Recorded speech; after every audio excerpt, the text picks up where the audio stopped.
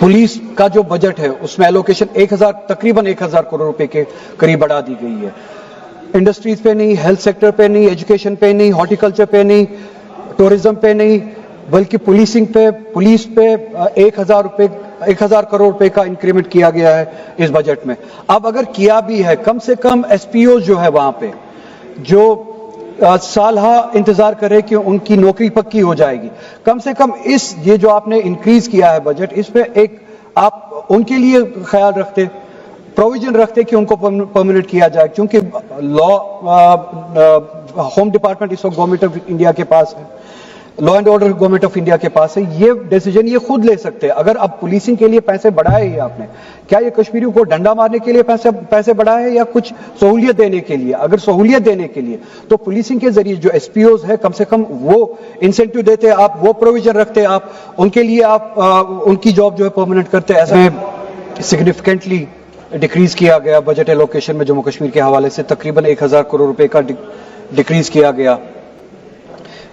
इसका जवाब अभी भी नहीं मिला, बजट के स्पीच में भी नहीं मिला, रेस्पॉन्स में भी नहीं मिला कि ऐसा क्यों किया गया, जबकि जम्मू कश्मीर जैसा कि आप जानते हैं लॉकडाउन से पहले भी लॉकडाउन से गुजरा है। 2019 में जब 370 हटाया गया, एक साल तक वहां पे गवर्नमेंट इंपोज्ड लॉकडाउन था, तो हर कोई इंडस्ट्री, हर कोई सेक्टर जो है वो मुश्किलात से गुजरा, लॉकडाउन से गुजरा, फिर उसके बिजनेस बंद हुए, उसके बाद कोरोना का लॉकडाउन हुआ। तो ये जो कंपनसेट होना चाहिए था, कंपनसेट करने के बजाय एलोकेशन जो है पिछले साल से 1000 करोड़ रुपया कम हुआ। इसका जवाब नहीं मिला कि ये एलोकेशन जो है कम क्यों किया गया और बजाय कंपनसेट करने की ये सजा क्यों दे रही है। जम्मू कश्मीर जैसा कि आप जानते हैं 370 हटाने के बाद आज तक इन 5 सालों में पहली बार अनएम्प्लॉयमेंट रेट मुल्क में सबसे ज्यादा है जम्मू कश्मीर में। ऐसा पहले कभी नहीं था।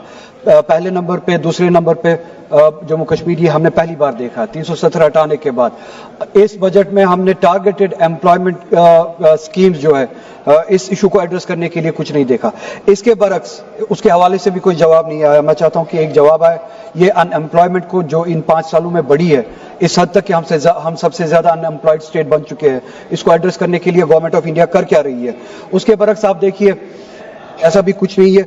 टूरिज्म जो है, जैसा कि मैंने कहा 2019 से पहले भी जब वो सैलाब आया था, फ्लड आया था, तब से लेके अभी तक कंटिन्यूसली इन हालात से गुजर रहा है। बस 1 मिनट मैडम, इन हालात से गुजर रहा है। टूरिज्म के सेक्टर को एड्रेस करने के लिए भी, उसको कंपनसेट इंसेंटिवाइज करने के लिए भी कोई प्रोविजन नहीं है। मैंने एक डिमांड रखी थी पिछले साल, मैडम आप भी थोड़ा सा स्ट्रेस कीजिएगा गवर्नमेंट को, कि जो हमारा हॉर्टिकल्चर है, बैकबोन है हमारी इकोनॉमी का, सेब आता है कश्मीर से, फिर मुल्क के मंडियों में बिकता है, मार्केट्स में बिकता है। ईरान से सेब लाया जाता है, यूएस से सेब लाया जाता है, उस पर इंपोर्ट ड्यूटी लगती नहीं है, क्वालिटी उनकी कम है इसलिए रेट कम है। तो कश्मीर की क्वालिटी के मुकाबले में उनकी क्वालिटी जो कम होती है, कश्मीर के मुकाबले में उनका सेब सस्ता बिकता है। हमने डिमांड की थी उस सेब पे जो बाहर से आता है उस पर इंपोर्ट ड्यूटी लगाई जाए।